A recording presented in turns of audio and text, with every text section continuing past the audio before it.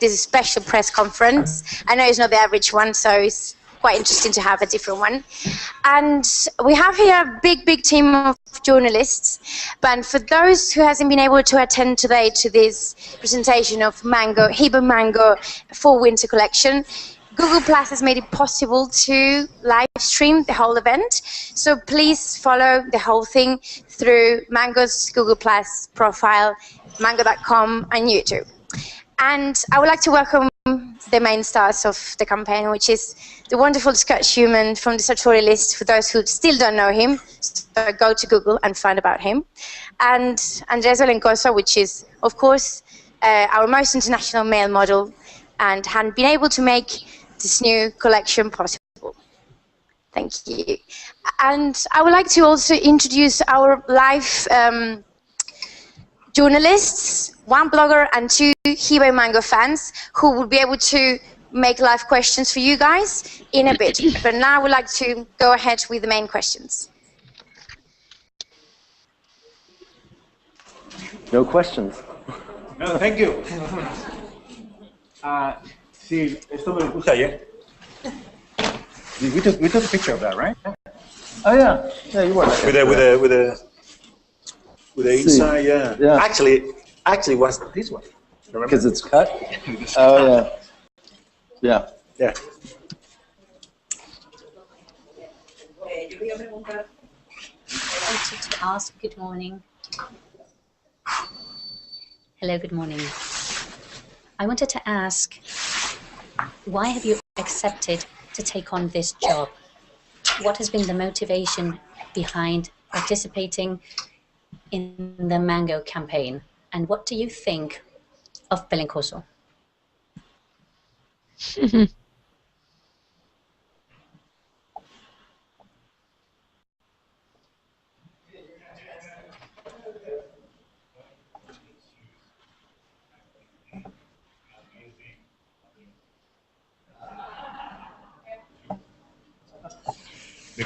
Yeah. Well, you know, it's easy to work with Mango. I think the product looks great. And I always, hopefully what you see with my blog is that great style is not something that has to be expensive. And, you know, working with the clothes yesterday and even seeing them here, you know, style is about color and pattern and texture and how things are put together, about fit. And how much you pay doesn't really matter. And so the fact that they're able to come up with such well-designed, beautiful collections at a great price makes it very simple. And to work with Andreas really is going to make my street work suffer, because he's so easy to work with that you know, you ask him to do it again and again, or you know, a little bit more emotion in your left eyebrow, and he can do that. So working with him was a lot of fun. It was just a different approach to working, but still, you know, Mango was the whole team was very easy in letting me shoot the way that I'm comfortable. So they were there and very supportive, but also very laid back. So I think it still felt a lot like how I usually shoot.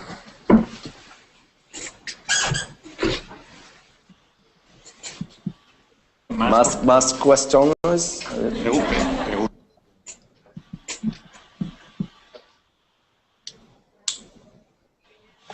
I would like to ask both of you,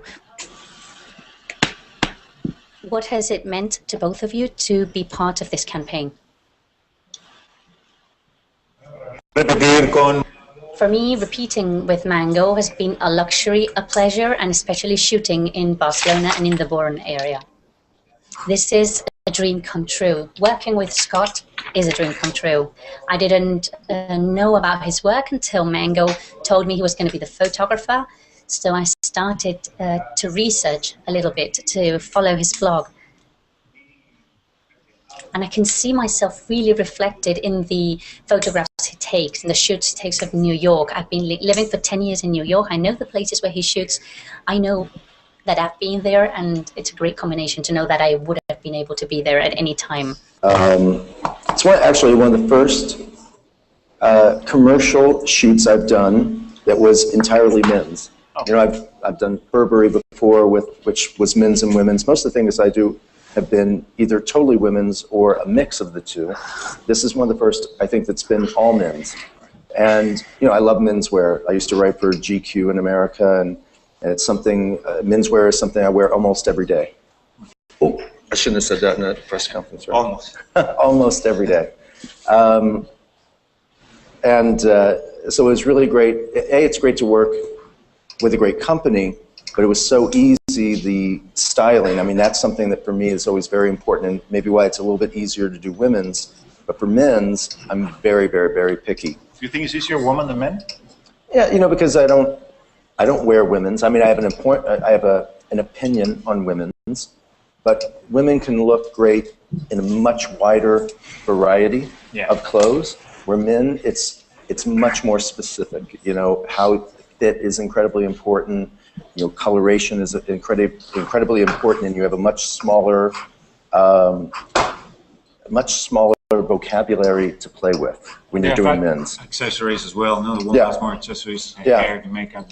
And to be able to project the right emotion in the photograph, something that's masculine, something that's modern, something that's not somewhat refined but not too refined, something that's masculine but not too thuggish. It's a very fine line to do, but it was a lot of fun, you know. And I liked how much energy there were in the shots. You know, you're on the bicycle, you're on the scooter, walking through the city. I liked that they weren't very still photographs. They still had a lot of energy in them, I think. Any more? Mas? Another one? Same people? This question is for Scott. You came here a year ago with Movistar for a press conference.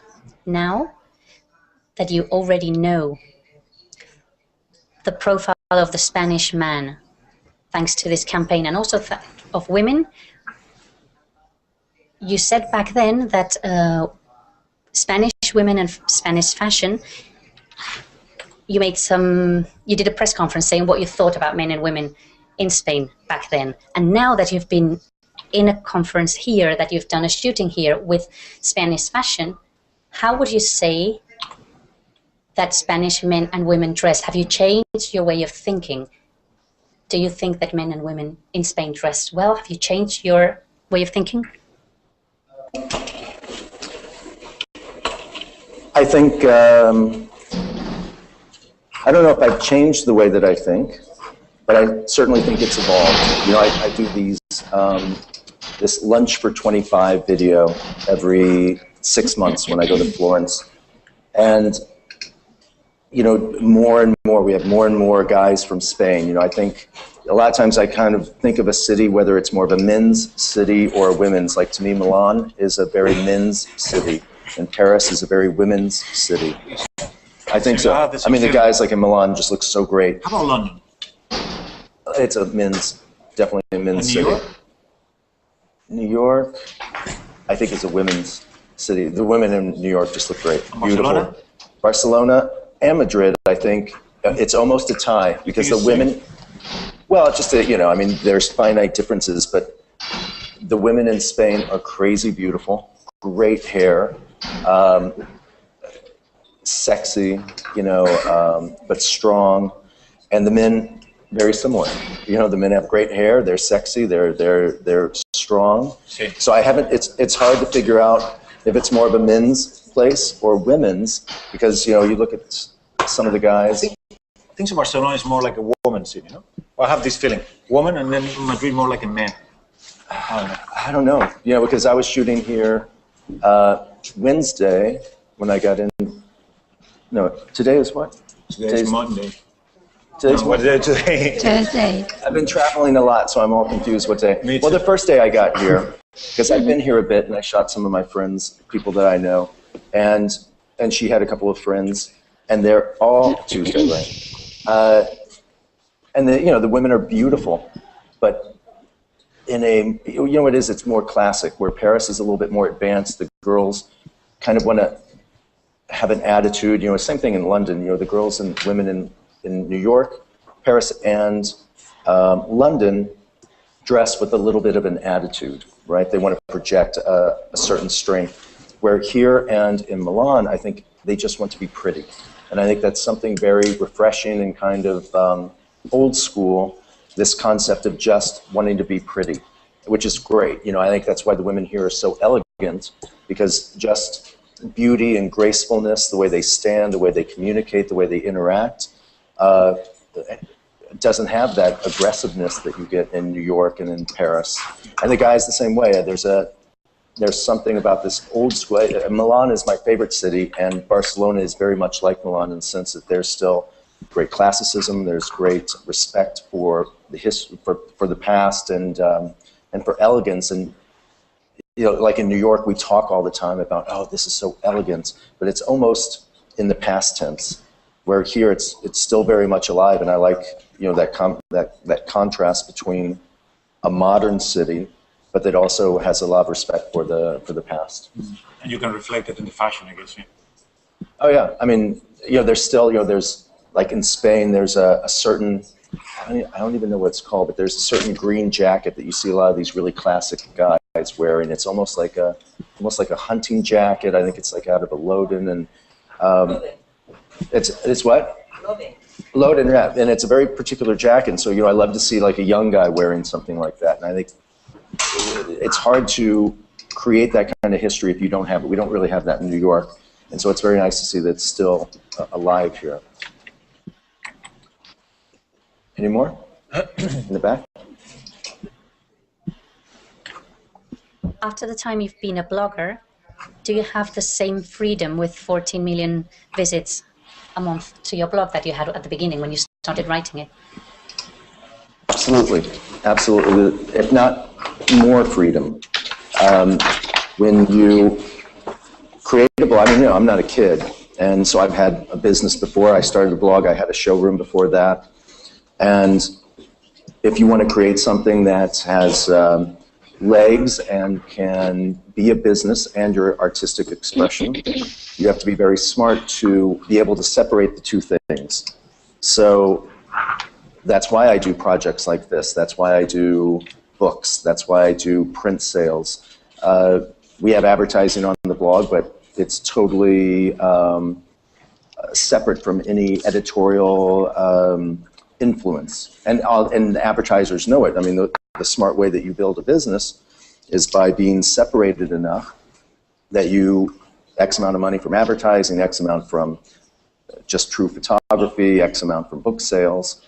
So, and by winning money, it gives you really just the luxury of time and freedom to keep doing what you're doing. I don't want to change what I do. I don't think anyone else wants to change, and no brand or company wants to be known as the one that changed what I do.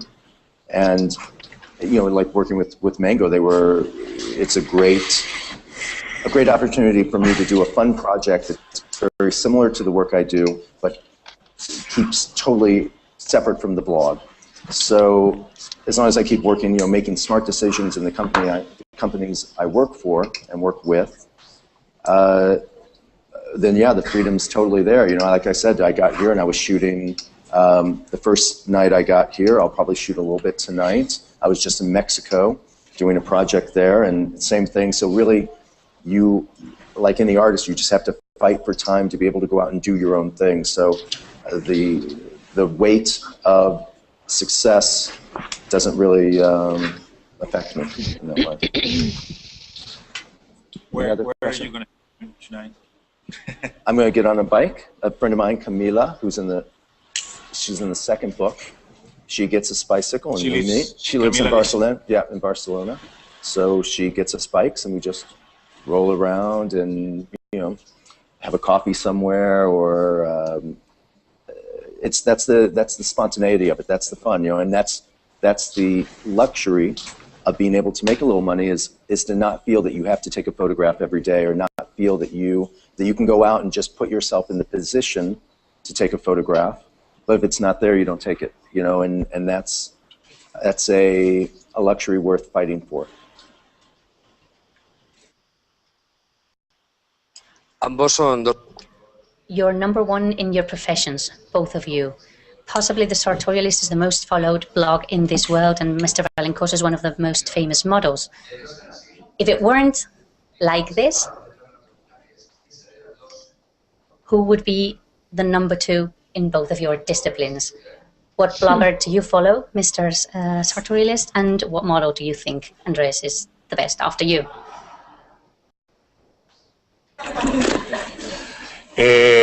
No sé, hay un montón de modelos, ¿no? Sobre todo aquí en... Loads of models, especially here in Barcelona. We've got Oriol Cacho. He is a great model. I think he lives nearby, John. There are a great number of great models who are achieving success in Spain and outside Spain. Do you follow any blogs? No, I don't follow any blogs. I am quite new here. I'm now learning Twitter and Instagram and getting to know the business. I shall follow Scott from now on more. I do read blogs and I do read things on the internet, but not follow as of everyday reading. So, I mean, I think most of you, if you know me, know what my answer would be, what blog I follow. You know, how do you... I mean, I think I have a very nice blog, and I'm very proud of my blog. But blogging as an art form was made for someone like Garance Doré. You know, she really pisses me off. She is so crazy good, so good at so many different disciplines, you know, whether it's illustrating, whether it is photography, filmmaking, you know, the way she challenges herself to move forward. And I told her this from the very beginning, you know, when we first met, she was just doing illustrations and some writing. And there was no reason to think if you were a good illustrator, you could be a good writer. And so I really pushed her. I gave her her first real camera. And I tried to get her to understand that I thought that she was a real communicator, more than photographer, illustrator, filmmaker, anything else. Garance is a genius communicator.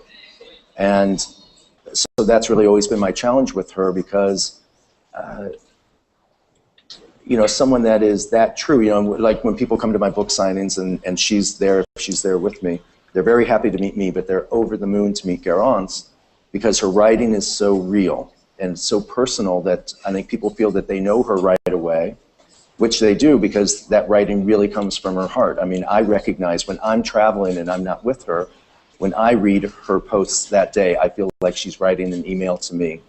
And that's because I recognize the exact same voice, the tone. She's so open and warm, and her post really, and to be a good blogger, or anybody that writes in a daily way, whether it's an op-ed page or something, you can't have any artifice, because if there's a veil between you and the reader, they're going to see it. You know, you can't produce that kind of content at that consistent high level every day doing something fake. So she constantly challenges herself. You know, I see her when we sit there in bed and she's trying to think about what she's going to talk about next, what's going on in her life. When we're texting, she's always thinking about, you know, how do I communicate to other women like me, either my same age, slightly older, or slightly younger. And so to me, she's by far the most inspiring, someone that can communicate on that level in that many different genres that consistently. So, plus, she's my girlfriend, so I'm a little biased. So you think to keep that mysterious part of a blogger helps, or doesn't help? Because we were talking before at the interview, we were talking about how a picture can tell many things, and you don't know where it comes from and all that. Well, you know, that's because you say it helps for you to know the voice of your girlfriend and the way that she looks. But you think the people that follows you.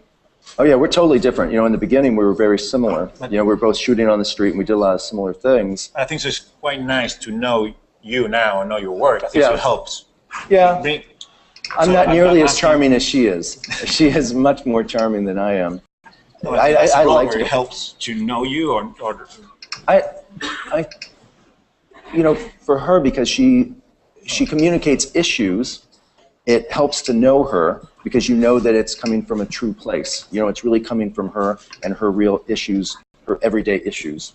For me, because I'm more photographic driven, it's easier for me to be in the back seat, because where she's much more present in her blog, it's her opinion, what she's writing, there's more photographs of her. For me, it's very much my point of view, but it's not me. I'm rarely on the blog myself. It's seen through my prism, but the thing that's great with a blog is that I can take my photograph and put up what I think about it, but then people can leave comments and share their point of view. So I think it's nice that I'm back a little bit, that it comes from my prism, but everyone else can kind of comment and see images in their way, share their point of view. You know, it's so cultural and so international that the way people could look at an image in Japan and their romance of a certain image in Japan could be totally different than Africa or somewhere else. So for me, I like to keep a little bit of the mystery. And I'm sure people want to, all the time, like how you look or what do you think, or... Yeah, I mean, I'm surprised how many people seem to know who I am on the street, considering I'm hardly ever on my blog.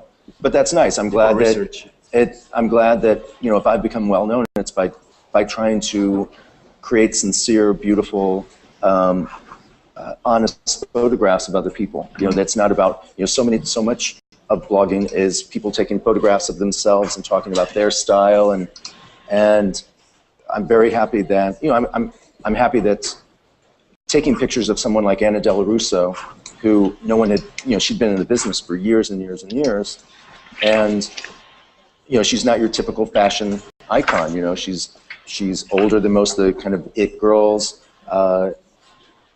The fact that she's become so popular by me just taking photographs of how cool and fun and charming I think she is, the fact that she's been able to reach the level that she has is a big, it's one of the best things. It's not about me. I'm very happy to help someone like her. How do you both believe that you can help to make Mango more international? With your help, how can you make this masculine collection more worldwide?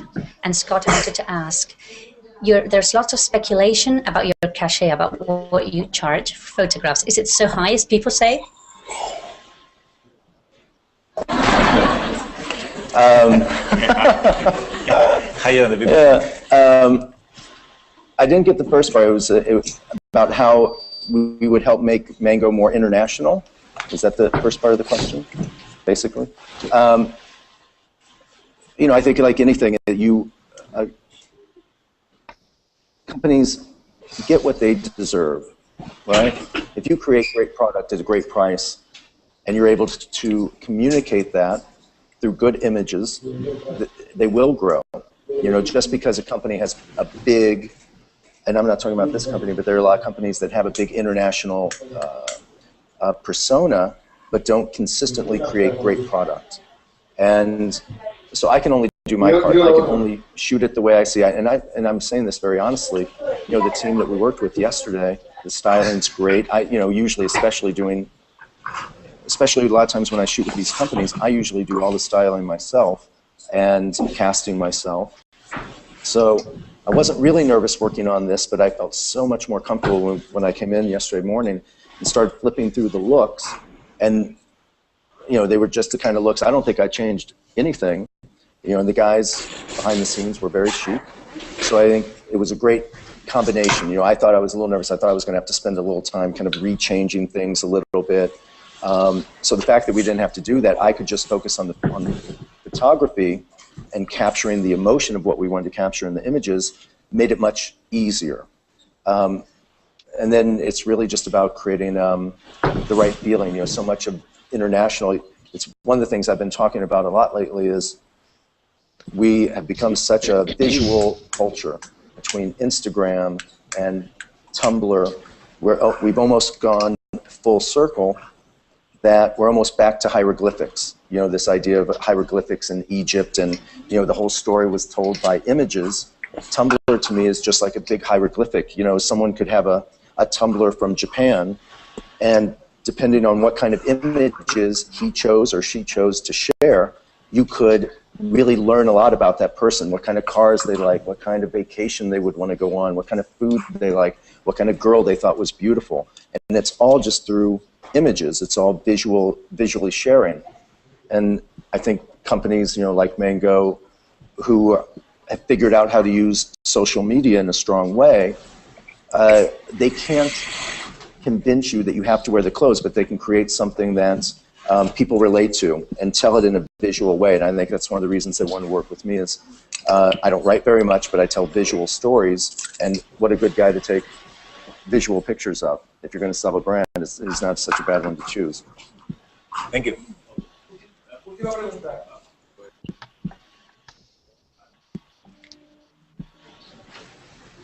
I thought that fashion editorials were every time more important.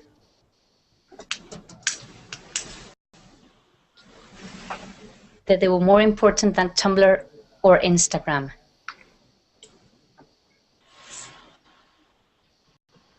There's been a great increase in the most important and real part. Sorry, the translation is not good. My question would be, is there a great communication between the two sources? Or if the Mango campaign pretends to give a realist approach and less retouched, as in retouched photograph?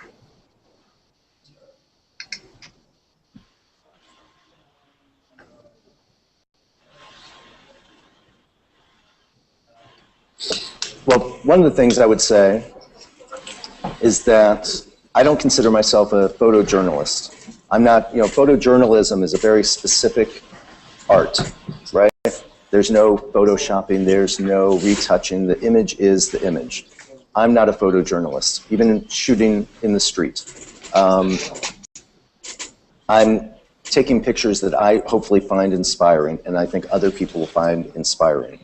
So I do Photoshop, I do color correct, and all photographers have always done that. Even if you're not, even if you're only shooting the image the way you see it, you're still printing, you're still contrasting, all the best. Cartier-Bresson, everyone has always done that. That's the photographic art form. So to not Photoshop is crazy because that's, every photographer through history will tell you that the image itself is half the battle. Cartier-Bresson or Ansel Adams will tell you most of it's won in the printing room. They just didn't have Photoshop. They were doing regular printing. Edward Weston, same thing. He rarely, I think, I've read a lot of his diaries, he hardly ever talks about the act of shooting. For Edward Weston, it was all about the act of printing. So Photoshop is the same thing. It's just the modern way of printing. A photo story like this with Mango is very similar in the sense that, well, like I said, they just let me do my thing. They were very hands-off. Luckily, I liked the clothes, and I liked working with Andres. That was very easy, but they were really laid back. They didn't say, we need to have just that angle. And, yesterday it was tricky because it was supposed to rain all day. So it was raining. It was raining in the morning, and luckily it lightened up, but we had to take whatever was available that day. We only had that one day to shoot. So we just were going to have to handle whatever it was, and he lives right, so luckily God helped us with no rain, or very little rain. But I think it was like any other shoot I would do. I never, it's not that I don't like to do very much Photoshop for a what's the word? It's not like my motto. I'm just very lazy in the sense that I like shooting, and I like being out and shooting and being in the moment. I don't like going back and working on my computer, especially when it's a daily thing. It's not like in the past, Edward Weston could go out and shoot for a week, then spend a day or two in the dark room. For me, every day I've got to spend X amount of time shooting, X amount of time working on images, but I find working on images by far the least fun. So I like, the natural look of someone. I mean, look at these wrinkles. Look how beautifully he's wrinkled. I mean, you don't have to do a lot of touch-up with him, but even in everyday stuff, like I said, when I said earlier about Anna Della Russo, I'm very proud. I never touch photos of her. I like, the age of her. I like I find all of that very beautiful. So to me, this story is very similar to how I shoot, in the sense that I'm not a photojournalist. I don't worry about that. I'm trying to create images that I would want to look at again. So that means trying to get the right light, trying to get the right atmosphere, trying to get the right emotional feel. I mean, when Andreas was on the bike, he just kept going around and around, just waiting for that moment when it felt right? When it felt strong, you felt the movement in the shot. You work a lot with, sorry, I cut you. No. You work a lot also with the background. Yeah. I realize, like a lot of photographers, even if in your pictures you don't show much of the background, you work a lot with the angles and the light coming, and then that building right there, and then the line, and you compose the picture quite at the moment. Yeah, and I don't know why, I don't know. That's not, I guess, because I grew up reading magazines, I never really took a composition class. I think and I never, I'm a self-trained photographer, but I think it's looking at images so much. I have a million books, not a million, but almost a million books, and grew up looking at fashion magazines from Indiana. There was no fashion there. So my whole, and that's why I think it's really true, this idea of almost going back to hieroglyphics. My whole language growing up was visual.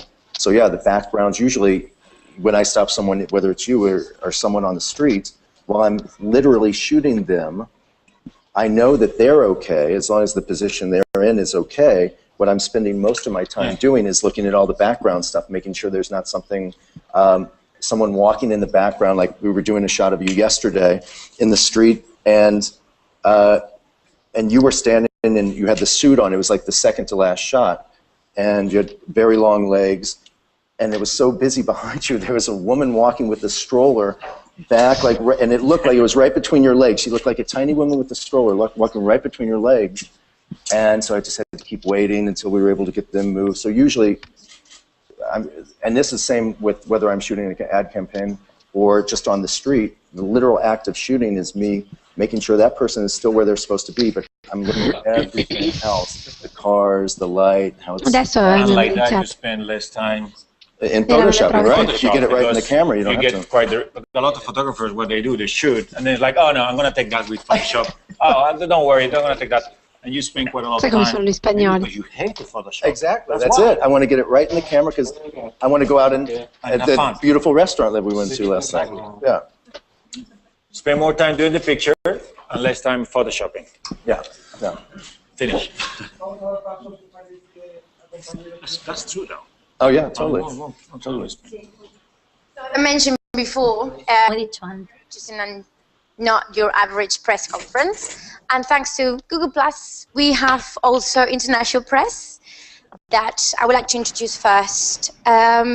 Is Max Walbersdorf from GQ Germany, who would like to go ahead. Hi, Max. Hi. Hi. How are you? Everybody can see you. And please go ahead with your first question for Scott. Hi, Scott. Please beam me up. Hola. Hola. From Spain. Germany. From Germany. No, yeah, Germany. Okay. Hi. Yes. So you see a lot of people in your career as a photographer.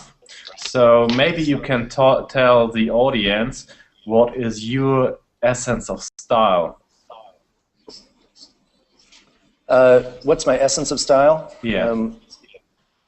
Well, I think one of the misconceptions, really, of my photographs, it's not a misconception, I understand why people say it, but, I'm not, when I'm shooting, I'm not really looking to tell people what I think is stylish, or that they should wear this or not wear that. But what I think I've found is, everybody looks at the world through their own prism, their own way of looking. Some people love food, and so they relate to everyone by food, or maybe they relate to everyone by music. What's your favorite band? What's your favorite kind of music? Or sports. For me, it's fashion. And so the photographs always have probably 30 to 40% of the most interesting element of the photograph is the clothing, because that's the way I see the world. But then, the lighting and the character of the person, the posture, the literal way that they're standing or hold themselves is another 30%. So for me, style is a combination of all that. That's why I talk about grace. I think one of the things that's really underappreciated with great style is a certain amount of gracefulness, posture. If you really look at a lot of the photographs, only a few are standing very straight up, like the cover of the second book.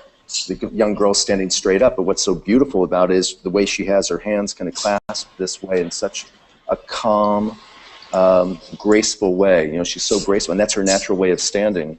So style to me is just something that helps you identify with the group that you want to live with, you know, you want to be a part of. I think that's the real element of style. You know, when my dad moved to a retirement community in Arizona, he started dressing like all the other retirees in that community, you know, and that's what real style is. It just kind of helps communicate who you are and the community that you want to be a part of.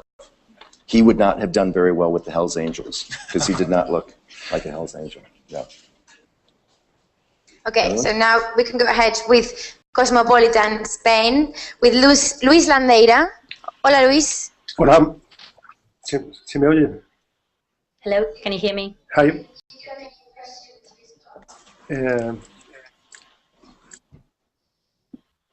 I would like to ask the two, what's the perfect outfit for the perfect date? El estilismo ideal para una cita perfecta. Perfect outfit for the perfect date. Perfect outfit for perfect outfit. For a date. If you were going to go out with a young lady and That's you. no, he said for both of us. You go first. Me? Yeah. For the two. I mean, does he really need outfits? Does he really need clothes? We walked out of the restaurant last night, and there was a table of like four. Did you see them? Like 4 girls, and you know, they're looking in my direction, right past me, right at him, and I thought, wow, now that's beauty. You know, when I mean, And you were there like, hello. yeah, I'm like, well, hey. Yeah, what would be your favorite outfit for a date? Like, what do you need? Well, depends where you go. Yeah. Well, depends. Is there something that makes you feel sexy? That when you put on? A nice suit. Mm-hmm. Yeah, it could be. I mean, if you're going to a party, you know, with a girl and you're going to meet people there, maybe, yeah, a nice suit. Depends on the city, I guess. Mm-hmm. Do you like a shirt and tie with a suit? If I'm in Mexico, right. I will try to go with the summer different clothes, or in Tokyo, you know. Mm-hmm. I think it depends on the city, depends on the time of the year, depends of where we're going. If we're going to a club, or we're going to a really nice, expensive restaurant in London. Right. So you dress for the South Kensington can be a different outfit, you know. So you dress for the occasion and the place. I think so. Yeah. Yeah. I think for me, it's been a while since I've been on a date. You know, with a new girl. Oh, for me too. And I think, well, you know, this is kind of, you know, Garance has had a huge influence on the way I dress. Yeah. And a lot of this is Garance's influence. So I guess I would say just a nice blue jacket, and I like a lot of blue. I like a lot of blue. So blue. Probably because I think it really makes the veins in my hand look. It really brings out the veins in my hand, the blue. Yeah, I don't know. I think probably that, just something that makes you feel like who you are. I think to put on something, to go on a date, to try and impress someone that doesn't feel like you is just creating a veil. If you're actually really trying to make a connection with someone, then you want the fewest amounts of veils between who you really are to be able to express to that person. So, unless you're not comfortable with who you are, I guess. But for me, it would just be something that's very real for what I'm wearing. So next is Paola Montanaro. Ciao, Paola, from GQ, Italy. Hi, good morning. Ciao. Ciao. Ciao. To Scott. So I was shooting a campaign in which the character is not photographed immediately as you normally do, but according to a precise strategy. Have you been able to bring your personal style or not? Yeah, well, they just knew what outfits that Andreas was going to wear, but we didn't have anything more set than that. You know, I'm very spontaneous. And like I said, it was supposed to rain yesterday, so we couldn't plan that much. You know, the only thing we could think is how many shots do we want to have an umbrella in.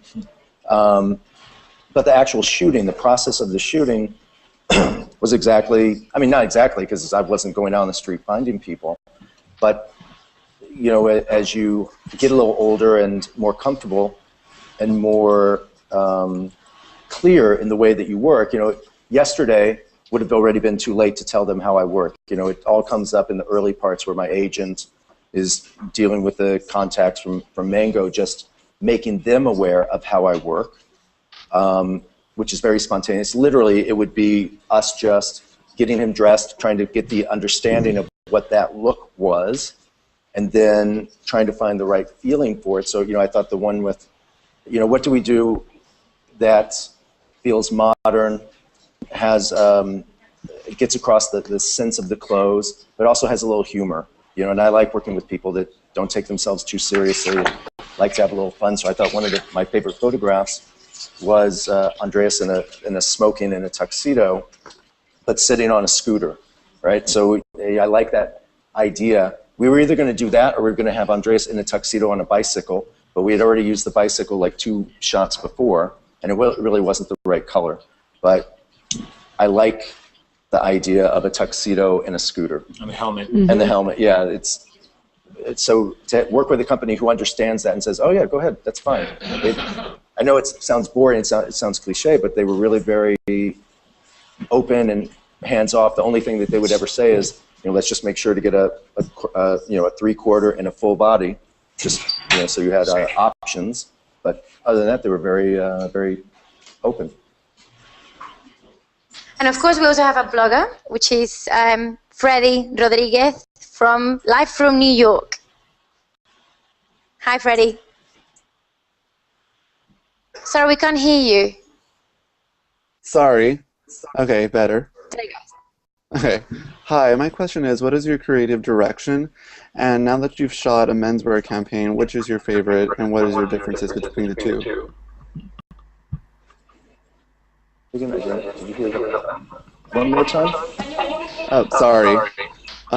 What's your creative direction for this campaign? And now that you've shot a menswear, which do you prefer, menswear or doing both, men's and women?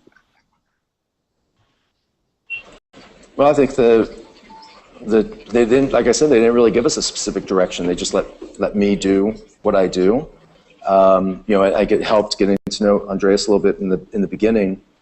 It was the one thing that was different with this is I had one model that I shot 14 different looks. So often when I shoot, you know, they want us to cast real people, and it's usually, if it's 14 shots, it could be 10 different people. So you're constantly having to, you hopefully find a moment within that one shot. But when you work with one person, 14 shots, by the end, you're really kind of getting a good groove. You know, you start to understand each other, how he moves well. I can start to give him very subtle direction and chin this way, so it moves much more quickly. But the direction, I think, was just to try and capture a masculine, modern man. And I love the challenges of working both men's and women's. You know, my background, I used to work at Valentino and Kashiyama. My background was always women's. In school, I took pattern drafting and tailoring and dressmaking, so I really had always a background in both. And I like moving between the two. So I don't really have, I don't really enjoy one or the other. I think if I got stuck into doing too much women's, that would be boring after a while. If I got stuck doing too much men's, I like the variety of it. So next is one of your fans, both of you, is Megan Moore. She's British, but she's based in Alicante. Hi. Hi, Megan. Scott. Hi, Scott. I just wanted to know how you feel about fashion bloggers being invited to events like Fashion Week and press conferences that were once only for editors and people like that. How do I feel about it? I think it's great. I think, I mean, fashion blogging as a form It's great that, before fashion was always a one direction. The magazines told people what they thought they should think. Where now with blogging, it's really it's a dialogue, and I don't think it'll ever go back. I mean, the chance to, and I've always said this, when I started the blog, I always kind of based it on sports talk radio, in the sense that, when you listen to sports talk radio, the guy who, it's his show, and he says his opinion on the team and what's happening, and then people call in, and it's a great discussion to listen to. So I think the blog is at its best when there's a picture that people really want to interact and talk about and share their points of view, and that's never really happened before.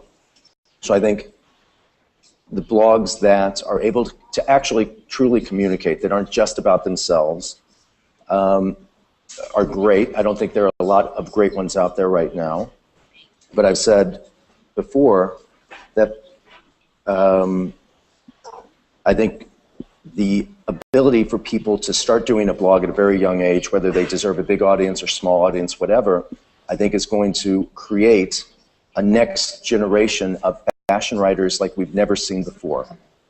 I mean, before, if you really think about it, if you were going to be a fashion writer at a newspaper, you'd probably have to wait until you were in your 20s. And there's really no way to practice, especially in the past, writing a fashion review. You either went, because there were just, I mean, I'm 45 and there was no style.com when I grew up. You couldn't see runway pictures. You just kind of got thrown into it, right? And maybe you were in your early 30s before you actually got a chance to go to Paris and write fashion reviews. So let's be honest, you're probably the first couple of seasons were just figuring out how to write a good fashion review. Now, bloggers can go, and if they're able to stand at the back and see a show and start practicing writing, and not just writing for writing that's going to go in your home as practice, but literally writing for an audience, 20 years from now, but not even 20, 10, 5, 15 years from now, what newspaper or magazine would ever hire a new fashion writer that doesn't already have experience of writing for an audience and keeping and maintaining and growing an audience? Big media, especially in fashion, will just be picking out, already established smaller brands to convey their point of view, because I think just like in movie reviews, I don't think the newspapers really care what that movie reviewer thinks. They just want that movie reviewer to have a good point of view that people are going to want to interact with. And I think it's the same thing with how fashion writing is going to go going forward. And this next generation that with their phone alone can sit and take their notes of the fashion show as it walks by, take photographs of the show as it walks by, and then go back and interview the designer after the show and do a little film with their phone. I mean, the tools now, it's just going to be like something we've never seen before. I think fashion writing and fashion is just going to get stronger and more healthy because more people are going to be able to bring their voice to it. And they don't even have to go to the show. And now they don't even have to go to the show. They can watch it at home from online, and see the show and then write the reviews. But the other big point is, a lot of people talk about whether bloggers are going into the shows or whether they're just standing outside, and there's so many of them now, and they're all taking pictures, and which is true.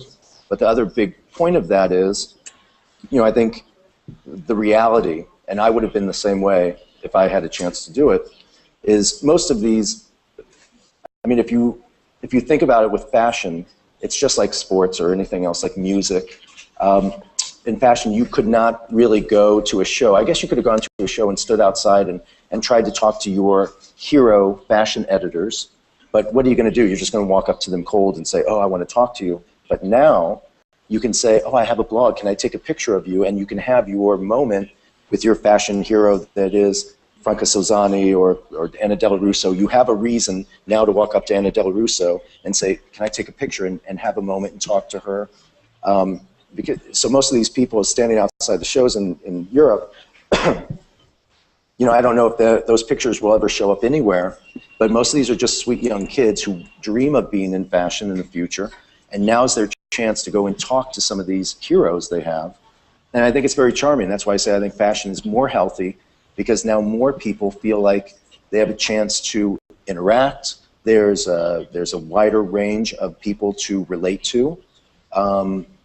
So the quality now has to catch up with the availability and the ability to be able to do it. The quality has to catch up to the technology. But I do think it's very sweet to see all these kids going to the show, and even young adults and people who just want to be in that world. And if I was 18, I would be doing the same thing. I'd be standing outside the shows, waiting for Franca Sozani to walk by, getting up the nerve. Can I take your picture and talk to her for a minute? I still do that. I still feel nervous around Franca Sozani. I mean, she's so crazy cool. So I totally understand. I think that's really the bigger issue. It's not that the blogs are big or small or anything, but it's just the beginning of an arch of something we've never seen before. And our last question comes from the States as well. And it's Vanessa Rochelle. Yes. Hi, Vanessa. Hello. Hi, Scott. Hello. My question is, what is your favorite camera and lens to shoot with? And is that the same equipment that you started off photography with? I shoot with the Canon 5D Mark III. Not that Canon ever sends me anything.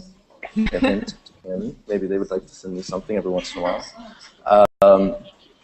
It's Canon 5D Mark III, and if you want to keep moving forward as a photographer, I'm constantly changing the lenses. So sometimes I'm shooting with a 50, sometimes I'm shooting with an 80, sometimes I'm shooting with a 100. It makes life very different when you're shooting with these different lenses, because sometimes if I'm shooting with 100, I stop someone and say, can I take your picture? And then I have to walk way over there to try and fit them in. Then it also gives you a totally different image. You have to compose different. You have to, the speed, the lighting conditions are very specific for a 100 lens. Yesterday you shot a lot with an 80, right? Yeah, it was mainly with an 80, which is good. It's a little bit heavy, but it's the same camera I use every day. I didn't even use a different camera. So it's, but the camera really doesn't matter so much. I was interviewing Steve McCurry, who's a famous National Geographic photographer. He took a picture of the Afghan girl and, just some of the most incredibly beautiful images. I look at his work as a real inspiration. And I asked him, I said, Steve, would you ever publish a picture you took with your phone? And he said, of course. Of course I would. It doesn't really matter the equipment that you're using. It's the emotion you get with the image. And so, I knew I would be fine publishing a phone camera image. But I thought that was really cool that someone as famous as him and so renowned for his print work and the work that he's done over years sees it the exact same way, that it's not the equipment, it's the emotion that really comes through the image. That's why Terry Richardson has been able to really skyrocket just using a little point and shoot. It's the emotion of something like that. Cool. Well, thank you very much, both of you. Thank you. Muchísimas gracias a todos. Thank you very much. We're all invited to the garden to have an aperitif with us. Thank you for being with us today. Who made it here, and for those watching live, thanks to Google Plus, and where you can follow mango.com and in the Google Plus profile for Mango. Thanks.